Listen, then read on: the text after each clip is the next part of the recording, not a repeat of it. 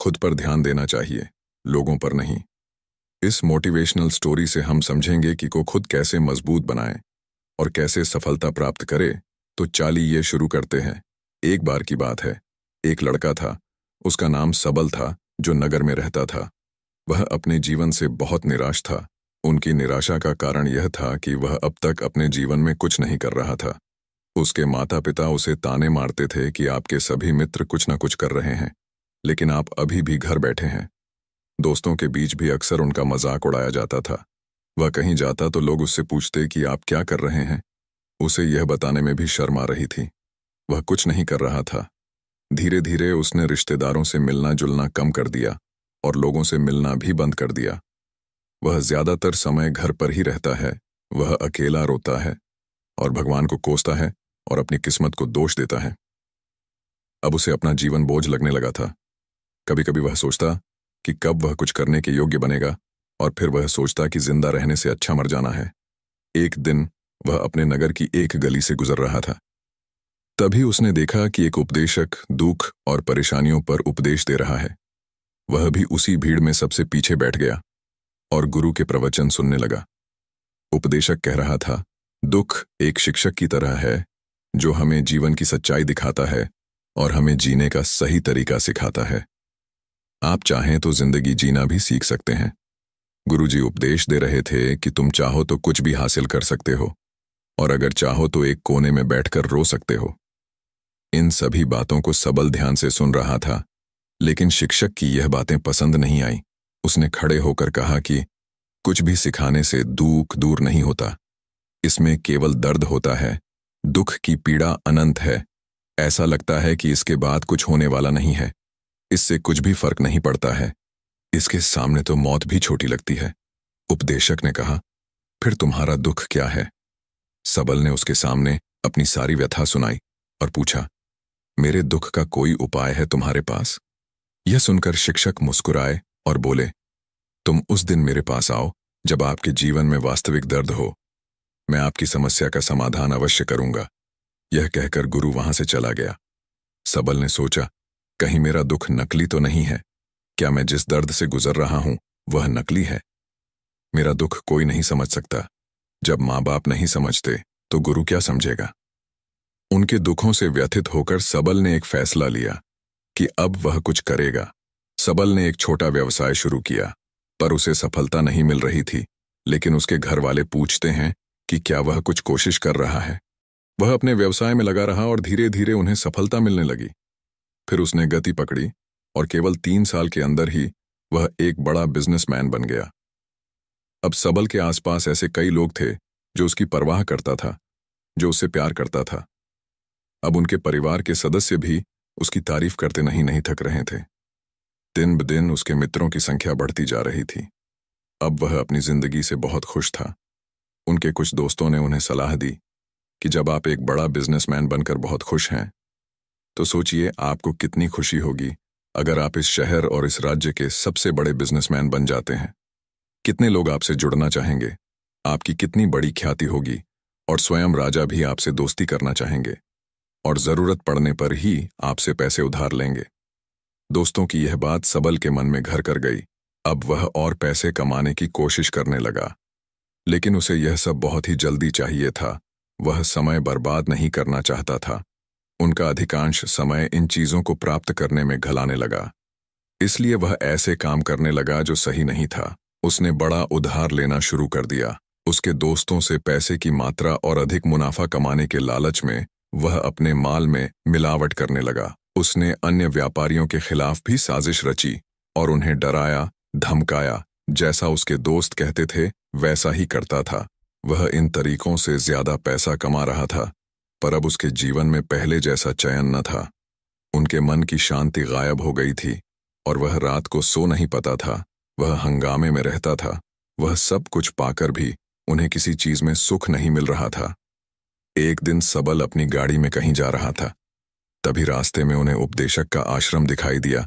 वह रुका और गुरु के पास जाकर बोला, संत, आपने मुझे मेरे पास आने के लिए कहा था।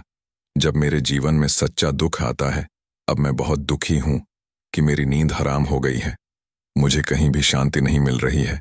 इस प्रकार सबल ने अपनी सारी समस्याएं गुरु को बता दी।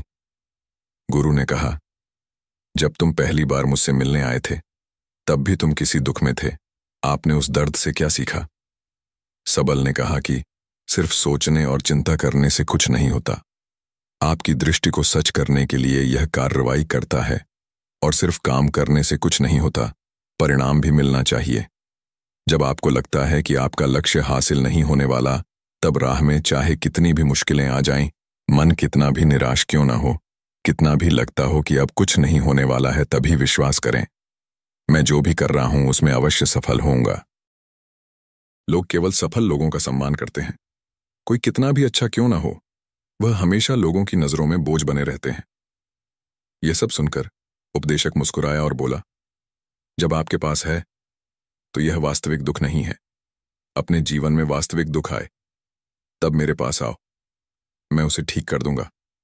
सबल ने जाते समय साधु को सोने के सिक्कों से भरा घड़ा भेंट किया। घड़े को देखकर गुरु ने कहा कि यह मेरे किसी काम का नहीं है, उस पेड़ के नीचे गड्ढा खोदकर गाड़ दो। सबल ने घड़े को पेड़ के नीचे दबा दिया, जैसा कि गुरु ने बताया, और वहां से चला गया।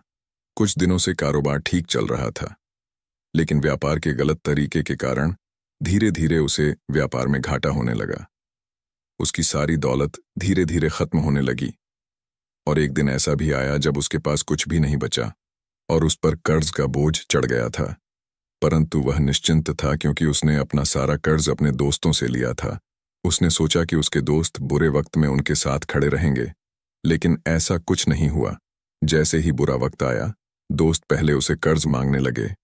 अगर उसने कर्ज नहीं लौटाया, उन्होंने उसे जान से मारने की धमकी भी दी। उनके सभी शुभचिंतक और प्रियजन उससे दूर हो गए। उसके दोस्त, जो उसके साथ मस्ती किया करते थे, अब उससे दूर भाग रहे थे।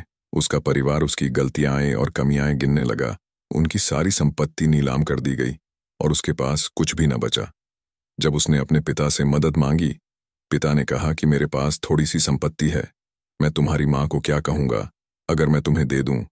यह संपत्ति हमारा अंतिम उपाय है। सबल के मन में गहरा दुख छा गया। उसके आसपास कोई नहीं था जो उनके दुख को समझ सके, जो उसे संभाल सके। जनता के इस विश्वासघात के कारण वह अंदर से टूट चुका था। वह सोचने लगा कि अब जीने का क्या मतलब है, अब मौत ही मेरा सहारा है। वह आत्महत्या करने के लिए पहाड़ी पर जा रहा था। तब से उसे याद आया कि उस शिक्षक ने उससे कहा था, मेरे पास आओ जब तुम्हारे जीवन में वास्तविक दुख हो। सबल गुरु के पास गया और अपनी सारी व्यथा सुनाई। आंखों में आंसू लिए उसने कहा, हे गुरुजी, मेरे दुख का निवारण कीजिए। गुरु ने कहा, जब जीवन में असली दुख होता है तब मेरे पास आ जाना, मैं इसे जरूर ठीक करूंगा। सबल ने कहा कि ये क्या हो रहा है, मेरी जिंदगी में अभी दुख नहीं है, तो आखिर असली दुख क्या है? गुरुजी ने सबसे कहा कि पहले आप मुझे बताओ, आपने अपने दुख से क्या सीखा? सबल ने कहा कि मैंने वह सीखा, जो लोग हमारे जीवन में आते हैं वह हमारी सफलता और प्रगति के कारण वो हमें धोखा जरूर देंगे, क्योंकि बुरे समय में वे हमारे साथ नहीं खड़े होंगे। वे अच्छे समय में ही हमारा फायदा उठाएंगे और बुरे समय में हमें छोड़ देंगे। उन लोगों पर ही भरोसा करें जो हमारे बुरे समय में हमारे साथ खड़े रहते हैं। लेकिन ऐसे लोग बहुत कम होते हैं, लेकिन जिनके पास है उन्हें उनकी सराहना करनी चाहिए, उनका अपमान नहीं करना चाहिए। मैंने कभी भी किसी के खिलाफ साजिश नहीं रखना चाहिए। अपना काम ईमानदारी और धैर्य से करें और कभी लालची मत बनो। अपने सारे दुख दर्द और अनुभव बयां करने के बाद सबल गुरुजी के सामने आंखों में आंसू लिए बैठ गया। कुछ देर बाद साधु उठे और पेड़ के नीचे एक गड्ढा खोदा और घड़ा निकाल लिया, जो सोने के सिक्कों से भरा हुआ था। उसने सबल को देकर कहा, मेरे पास आओ जब तुम्हारे जीवन में वास्तविक दुख हो। सबल ने अपने शिक्षक को धन्यवाद दिया और उसे प्रणाम करके चला गया। उस पैसे से उन्होंने एक छोटा सा व्यवसाय शुरू किया। अब वह छोटा व्यापारी बनकर भी खुश हैं।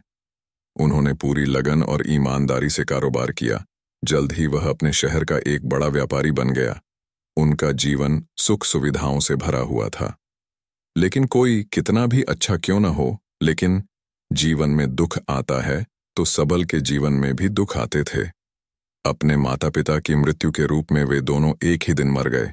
सबल अपने माता पिता से बहुत प्यार करता था, इसलिए उनके निधन से उन्हें गहरा सदमा लगा। वह शवों को ले गया, दोनों को श्मशान घाट ले गया, जहां अंतिम संस्कार किया गया। वहां उसने अपने माता पिता का शव जलता हुआ देखा तो उनका मन बेचैन हो उठा। उसके मन में कई सवाल उठने लगे। वह घर वापस आ गया, इसलिए उसने अपने माता पिता के घर और संपत्ति को देखा, जिसके लिए उनके पिता हमेशा लड़ते रहे, आज जो छूटा पड़ा है।